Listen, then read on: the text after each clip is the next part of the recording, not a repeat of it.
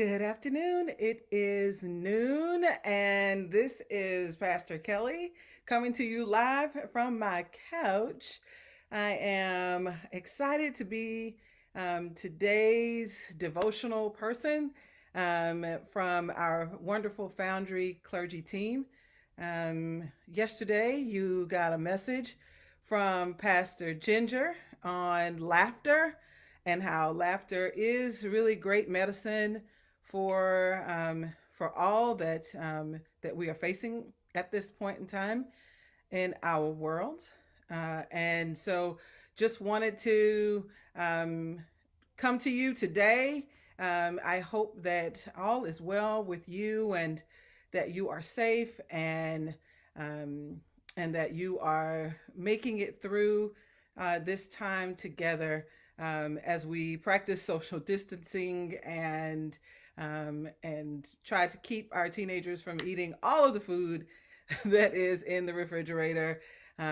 We're just so thankful for, let me just say off the top, which will kind of push into where I'm going today. We are so thankful for our doctors and nurses, first responders, those who are working in hospitals, those who are having to go to work, those who for our leadership in our different levels of government who are working hard, for our scientists who are working hard to get us all through this time that we're facing. And so today's topic is drum roll, gratitude. Gratitude. Gratitude. So today we're going to talk a little bit about gratitude because with all of the things that are going on in our world, with all of the ways in which we've had to shift and adjust and change, and all of the schedules that have been changed, and now parents are now professors, and those who are not used to going online to do the work that we do are now having to figure out Zoom and all of the other things that we've had to shift so that we can do the best job we can at doing our part to eradicate this virus. Sometimes we can get a little complainy. Sometimes we can get a little we can forget the blessings that we have in our lives. And so I am just gonna just so to be grateful is to be thankful, is to appreciate. Just in case you need a few descriptions about that. And so, of course, I'm going to start off by reading a little scripture to you. So if you want, you can read with me, but let me read to you Colossians 3. So that's Colossians chapter 3, verses 15 and 16. And it says this: "And let the peace of Christ rule in your hearts, to which indeed you were called in one body, and be thankful. Let the word of Christ dwell in you richly. Teach and admonish one another in all wisdom, and with gratitude in your hearts sing psalms, hymns, and spiritual songs to God." So let me read that one more time. This is Colossians 3, 15 and 16. It says, "And let the peace of Christ rule in your hearts, to which indeed you were called in the one body, and be thankful. Let the word of Christ dwell in you. Teach and admonish one another in all wisdom, and with gratitude in your hearts, sing psalms, hymns, and spiritual songs to God." So today's scripture is really teaching us how to, in the midst of change and challenge, to be grateful. And so I wanted to not only give you that scripture, but also to ask you to think about what are you grateful for, who are you grateful for, I know that I am grateful for my family, my friends. I'm grateful for my mother is in a nursing home, and even though they're on lockdown and I can't see her, and she is not able to talk on the phone because of her illness. I'm grateful for the nurses who remind me that she's okay and are taking great care of her, and that they're serious about the care of the persons in their nursing home. So I'm grateful for that. Would I like to go see my mom? Yes, I would. I would love to fly down to Atlanta and see my mom. But I am very thankful that when I can't, because it'd be a challenge for her and for the people who live there. That I have people who are serious about their health and serious about caring for her. And so think about those things that you're grateful for. When you find yourself getting complaining, um, take a pause and take a breath and ask yourself what's one thing you can be thankful for in this moment. I know that there are parents that are teaching and probably a little frustrated with all of this new math. We used to just carry the one, and now they don't carry the one anymore. They do a lot more in common core mathematics, which can be a little frustrating. Those and still having to go to work, still working. The parents are still teleworking as they're teaching their children, taking care of their their parents, and so it can become a lot, and we can sometimes lose focus on the good that is in our lives and be thankful for it. And so take a pause right now and just write down some of the things that you're thankful for. You can just journal it down on a piece of paper that you can put up on your refrigerator, or you can keep in your phone. Just type it out in your phone, and then when things get tough or you've watched a little bit too much news, you can pull it out and remind yourself of all of the ways in which um, life is good, and that we are blessed. I'm thankful for even as the clergy team continues to work. I have a great team that I get to work with every day. And so as Ginger reminded us yesterday, we laugh a lot, even when we don't know exactly what we're doing. We laugh a lot and we enjoy each other's company. And the work that we get to do is a blessing, and it's good work. And so just being able to go to work and do this good work is a gift. And so for that, I am grateful. I'm grateful for health. I'm grateful to be able to walk outside and take a walk. I don't take that for that the ability of my limbs for granted.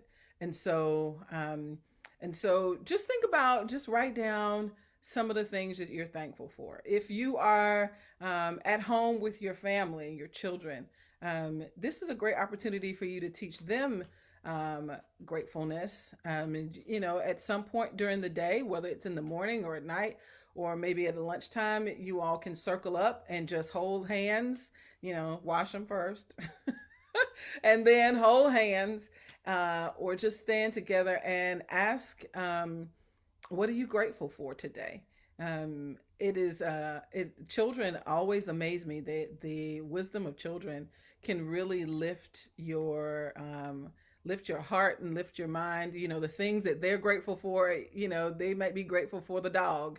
Well, dogs are great. So, and just the reminder that, that there's a being floating around the house that will love you no matter what, is a blessing. And so if you would just take the time to gather together and share together what you're grateful for. It doesn't have to take all day. It can just be a 5 minute, or if everybody's complaining at the same time, which sometimes can happen in households, just taking a pause and saying, okay, everybody, we gotta have a grateful break, and just take a break.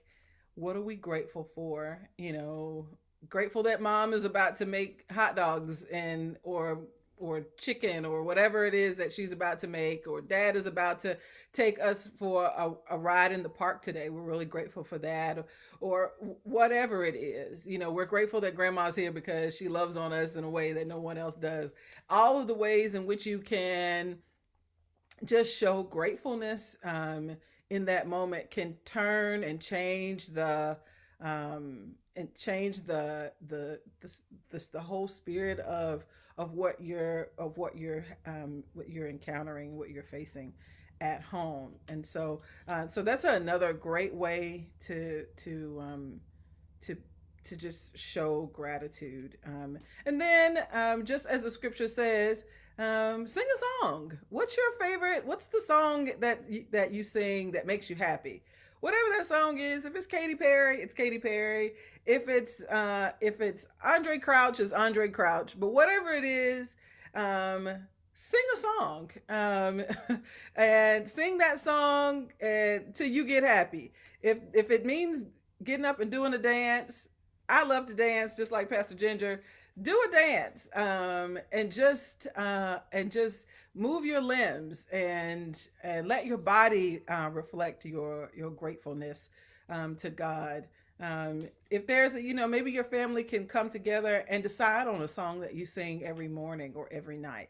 Um, that's another way that you can show gratitude, and just let your heart um, be grateful. Let your heart pour out your gratefulness. And then, as always, prayer is a great way to just be reminded of the gifts that God has given to us. And so I would call you, for couples, for families, for those who are at home alone, like myself, to make sure that you pray every day, and just and it doesn't have to be words. You don't have to have all of the words.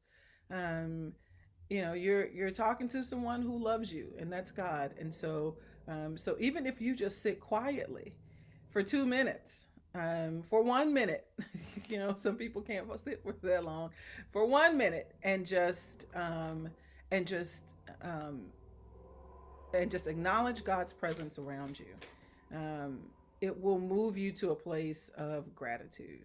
And so I hope that you will take some of these tips and that you will use them in your household, and that you will, and that the spirit of gratefulness will be in your homes. I know that this is a trying time, and for some people, it's really trying, and it's exhausting, and it's, for some people, it is, it's their finances are being affected, their livelihoods are being affected, their homes are being affected, and so it is really challenging. We don't take that lightly at all. And so being grateful, even in the midst of everything not being perfect, um, is a way to keep us from going too far away and becoming just complaining all the time, um, because that doesn't get us anywhere. So we want us to just continue to have hearts that are grateful. Um, and here are a couple of other things that you can do. You can write a thank you note to somebody. Now is a great time to start writing people, okay? This is a great way. And I don't know about you, but I love getting mail. And thank God for the mail, postal service. Bless you for the work that you do, because you are blessing us by doing the work you do. So thank you to the postal service. And so if you can mail a card, if you can't be with your grandparents, if you can't be with those persons that you love, you can definitely send them a card, or you can give them a call and check on them. Think about the people who you haven't talked to in a while, who are your friends, who you might reach out to, and catch up with, and see how they're doing. In this age of technology, the great thing is that we do have Zoom, and we do have ways we can FaceTime and do all those other things. So how can we do that and reach out to those who we might not be able to touch physically, but we can touch with a card or a call or FaceTime or Zoom. So just look for ways in which you can that you can continue to stay connected.